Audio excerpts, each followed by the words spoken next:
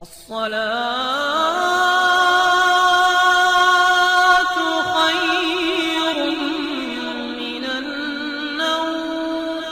السلام علیکم ورحمۃ اللہ وبرکاتہ۔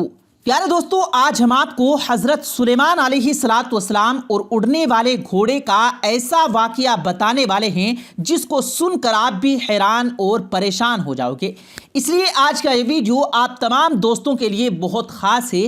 آپ اس ویڈیو کو اسکپ کیے بنا آخر تک ضرور دیکھے گا اور کچھ دوستوں کے ساتھ بھی ضرور شیئر کیجیے گا تاکہ تمام لوگوں کے پاس میں یہ ویڈیو، یہ جانکاری پہنچ سکے۔ تو چلیے دوستو، آج کی یہ خوبصورت ویڈیو شروع کرتے ہیں۔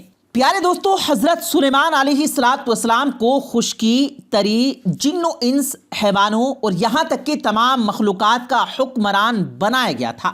اس لیے آپ کا حکم سب پر چلتا تھا۔ آپ کو ایک اڑنے والا تخت بھی عطا کیا گیا تھا جس کو آپ تخت کہیے یا قالین، لیکن وہ ہوا میں اڑتا تھا۔ یاد رکھیں، ہوا بھی حضرت سلیمان علیہ السلام کے تابع تھی۔ اکثر آپ ہوا کو تیزی اور سستی سے چلنے کا حکم دیتے۔ آپ اگر فرما دیتے کہ اے ہوا تیز چل، تو پھر ہوا آپ کے تخت کو اتنی تیز رفتار سے اڑا لے جاتی کہ مہینے کا سفر ایک ہی دن میں طے ہو جاتا تھا۔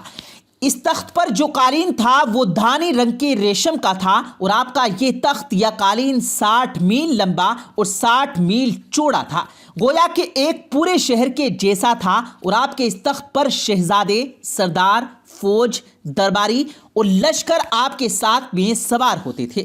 پیارے دوستو، جب حضرت سلیمان علیہ السلام کی سلطنت انتہائی پھیل گئی تو ایک دن آپ نے ملکہ بلقیس کو طلب کیا۔ فوراً ہی ملکہ بلقیس حاضر ہو گئی۔ انہوں نے یہاں پر آ کر حضرت سلیمان علیہ السلام کی شان و شوکت دیکھی، جس کو دیکھ کر وہ حیران رہ گئی۔ پھر ملکہ یہاں پر ایک مہمان کی حیثیت سے کافی دنوں تک رہی۔ اس نے حضرت سلیمان علیہ السلام کی عجیب و غریب شہر نما تخت کو دیکھا تو اس کی بھی خواہش ہوئی کہ وہ بھی اس تخت پر ان کے ساتھ سیر و سفر کرے۔ اس لیے پھر ملکہ بلقیس نے ایک دن حضرت سلیمان علیہ السلام سے کہا، اے اللہ کے نبی، آپ ہر روز اس تخت پر بیٹھ کر ہواؤں میں سفر کرتے ہیں اور تمام دنیا کا چکر لگاتے ہیں، آپ ایک بار مجھے بھی اس تخت پر اپنے ساتھ لے چلیں اور پھر کسی ایسے جزیرے پر آپ اپنے اس تخت کو اتار دیں جہاں پر اس دنیا سے الگ ہی ماحول ہو۔ اتنا سنتے ہی سلیمان علیہ السلام نے ہوا کو حکم دیا کہ وہ ملکہ کی اس خواہش کو پورا کر دے۔ چنانچہ پھر ہوا نے ان سب کو ایک جزیرے پر اتار دیا۔ روایت میں ہے کہ سلیمان علیہ السلام کا وہ تخت جہاں پر ہوا نے اسے اتارا تھا وہ 7 سمندر کے بیچ میں ایک جگہ تھی۔ ملکہ بلقیس یہاں کا ماحول دیکھ کر بہت زیادہ خوش ہوئی۔ یہاں پر اس نے ایسے گھوڑے بھی دیکھے جن کے بازوؤں پر پر نکلے ہوئے تھے۔ ان گھوڑوں نے جب حضرت سلیمان علیہ السلام اور ان کے لشکر کو دیکھا تو وہ گھبرا کر پرندوں کی طرح اڑ کر پھر کہیں پر پرواز کر گئے۔ یہ گھوڑے جناب سلیمان علیہ السلام کو بھی بہت پسند آئے، لیکن وہ ان کی پکڑ سے کہیں دور نکل گئے تھے۔ اور یہی نہیں، ملکہ بلقیس نے بھی ان گھوڑوں کو بہت پسند کیا تھا، لیکن وہ بھی انہیں اچھی طرح سے نہیں دیکھ پائی تھی کہ وہ گھوڑے بھی پرواز کر کے ان کی نظروں سے کہیں اوجھل ہو گئے۔ اس کے بعد جناب سلیمان علیہ السلام وہاں سے واپس آ گئے، لیکن انہیں ان گھوڑوں کو اپنے پاس بلانے کی فکر ہونے لگی۔ اس لیے پھر اپنے جنوں کو حکم دیا کہ وہ گھوڑے جہاں کہیں پر بھی ہوں وہ ان کو وہاں سے پکڑ کر لائے۔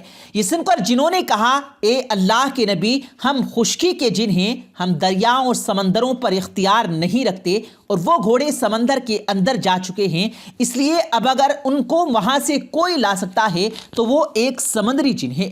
تو یہ سن کر جناب سلیمان علیہ السلام نے پوچھا کہ جن وہ جس کا سمندروں اور دریاؤں پر اختیار ہے، اب وہ کہاں پر ہے؟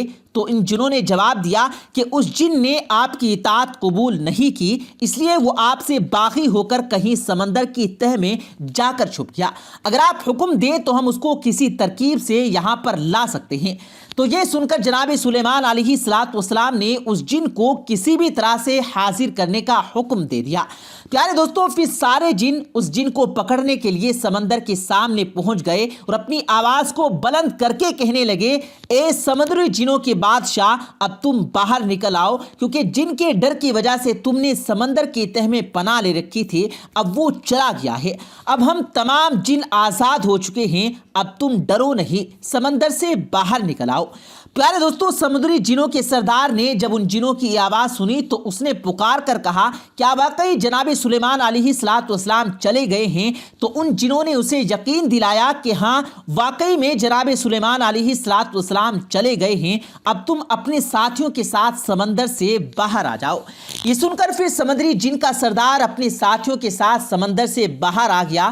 باہر آتے ہی خشکی کے جنوں نے ان سب کو گرفتار کر لیا اور پھر باندھ کر جناب سلیمان علیہ السلام کے سامنے پیش کر دیا۔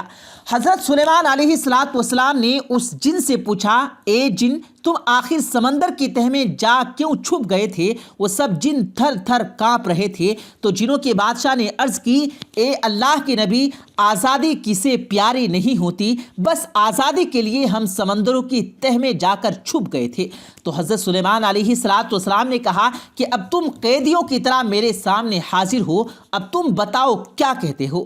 تو یہ سن کر جنوں کے بادشاہ نے جواب دیا اے اللہ کے نبی، ہم سب آپ کے تابع ہیں، آپ جو حکم دیں گے ہم سب اس کی تعمیل کریں گے۔ جناب سلیمان علیہ السلام نے ان کو حکم دیا اے جنوں، کچھ دن پہلے ملکہ بلقیس کے ساتھ میں ایک جزیرے پر گیا تھا، وہ جزیرہ کہیں سات سمندر کے بیچ ہے، وہاں پر ہم نے گھوڑوں کی ایک عجیب و غریب نسل دیکھی، ان گھوڑوں کے بازوؤں پر لگے ہوئے تھے، ہم ان کو جی بھر کر دیکھنا چاہ رہے تھے لیکن تبھی وہ ڈر کر وہاں سے پرواز کر گئے، اب ہمیں کچھ پتہ نہیں کہ وہ گھوڑے اس وقت کہاں پر ہیں۔ یہ سن کر سمندری جنوں کے سردار نے کہا اے اللہ کے نبی، ہمیں معلوم ہے کہ وہ آپ کے ڈر سے کہیں پر جا کر چھپ گئے۔ تو یہ سن کر سلیمان علیہ السلام نے حکم دیا لیکن اب تم ان گھوڑوں کو ہمارے سامنے حاضر کرو۔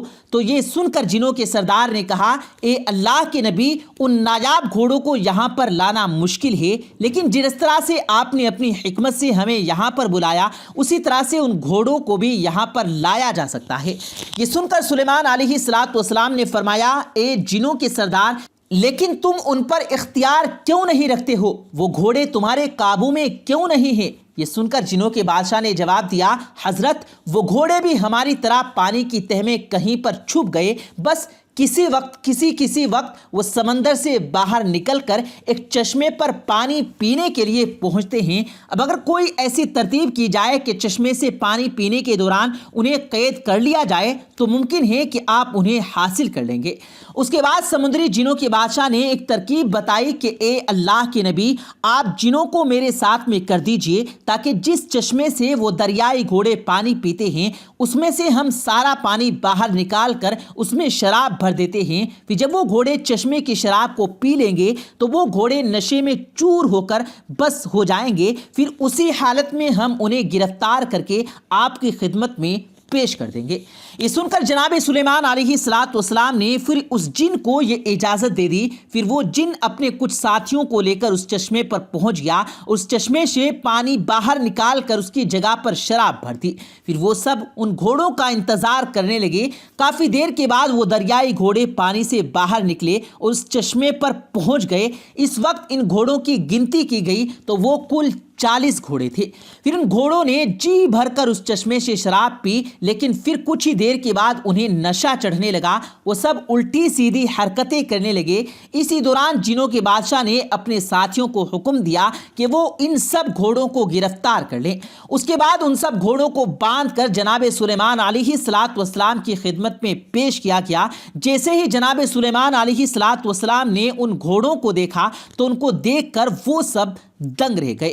ان گھوڑوں کی خوبصورتی کا عالم یہ تھا کہ پھر آپ علیہ السلام کافی دیر تک ان گھوڑوں کو دیکھتے ہی رہے، یہاں تک کہ عصر کی نماز کا وقت نکل گیا، یعنی کہ جناب سلیمان علیہ السلام عصر کی نماز بھی ادا نہ کر سکے۔